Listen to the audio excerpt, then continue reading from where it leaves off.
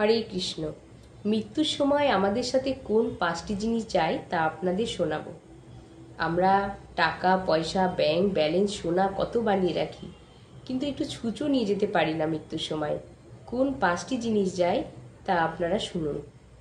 মৃত্যুর সময় প্রথম যায় আমাদের সূক্ষ্ম শরীর, ভেতরে যা আছে মন, বুদ্ধি, অহংকার, আত্মা, পরমাত্মা।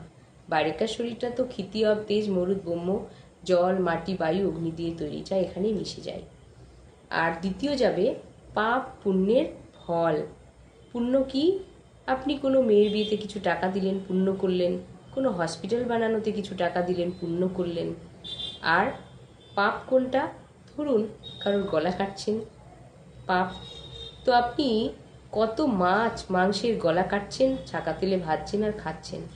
আপনি মানুন আর না মানুন, প্রকৃতির নিয়মে মানতেই হবে। শাস্ত্রে বলছে যে চিত্রগুপ্ত জমালয় থেকে দেখছেন, চিত্র মানে ছবি, গুপ্ত মানে গোপনীয়। তিনি গোপনীয়ভাবে সিসিটিভি ক্যামেরার মতো সব কিছু আপনার পাপের কাজ রেকর্ড করছে।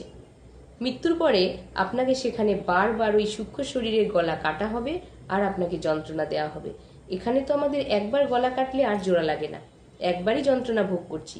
কিন্তু জমালয়ে আপনাকে সেই সূক্ষ্ম শরীরকে বারবার কাটা হবে আর বারবার যন্ত্রণা ভোগ করানো হবে। তৃতীয় যাবে 3 গুণের প্রভাব। আমাদের এই শরীরে 5টা দাঁড় আছে, 2টো চোখ, 2টো কান, 2টো নাক, একটি মুখ, একটা পায়খানার আর একটা পেচ্ছাপের দাঁড়। তো যে ব্যক্তি মৃত্যুর সময় পায়খানা পেচ্ছাপ করতে করতে নিম্ন দিকে যাচ্ছে, নিম্ন গতিতে মারা যাচ্ছে, তিনি নিঘাত পশু দেহ পাবেন। শৃগাল, কুকুর, বিড়াল, পশুজনই প্রাপ্ত হবেন। আর যে ব্যক্তি রজগুণে মারা যাচ্ছে, মানে উপর দিকে চোখ তাকিয়ে যার মৃত্যু হয় হা করে, তিনি মনুষ্য শরীর পাবেন কোনো আত্মীয় স্বজনের কাছে এসে। আর যিনি হাসতে হাসতে মারা যাচ্ছেন, তিনি ঊর্ধ্বগতি লাভ করবেন। চতুর্থ যাবে কামনা বাসনা। আপনার কি কি কামনা বাসনা আছে?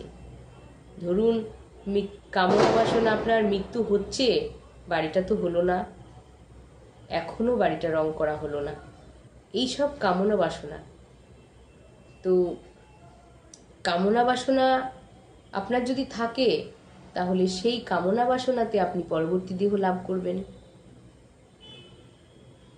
অনেকে না, যাদের উচ্চ পদের কর্মচারী, তারা চায় আরো উচ্চ কর্মচারী মানে পদ পেতে। যিনি ব্যাংকে চাকরি করছেন, সেই একটা বড় অফিসার, হয়তো ভাবছেন আরো বড় র্যাঙ্কে যাব।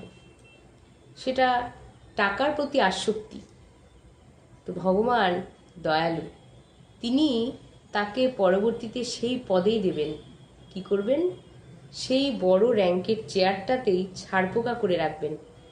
তোমার কামনা বাসনা, তোমার যা বাসনা ছিল, কামনা ছিল বড় র্যাঙ্কে, ওই চেয়ারের ছাড়পোকা হয়ে তুমি সেখানে বসবে। আর পঞ্চম কি যাবে? স্বীকৃতি। স্বীকৃতি কি?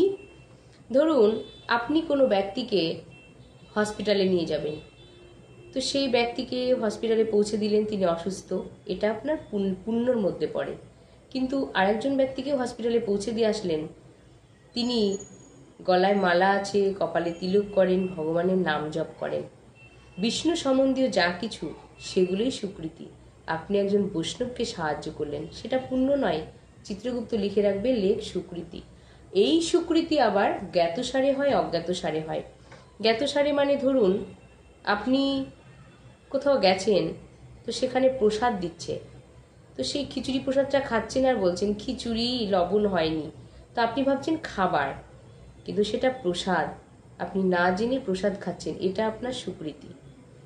এর কারণে পরবর্তীতে আপনি ভগবানের কৃপা লাভ করবেন, ভগবানের সেবা করার সুযোগ পাবেন। এই যে বৈষ্ণব সেবা করছেন, এটা আপনার একটা স্বীকৃতি। এইগুলো স্বীকৃতি থেকে যায়। আর এই স্বীকৃতির মাধ্যমেই পরবর্তীতে আমরা আবার ভক্ত হই, ভগবানের কোনো ভক্তের ঘরে জন্ম হয়, ভগবানের সেবা করার সুযোগ পাই। তাহলে কি কি 5টি জিনিস যাচ্ছে? এক হচ্ছে কি বললাম? সূক্ষ্ম শরীর। দ্বিতীয় হচ্ছে পাপ পুণ্যের ফল। তৃতীয় 3 গুণের প্রভাব।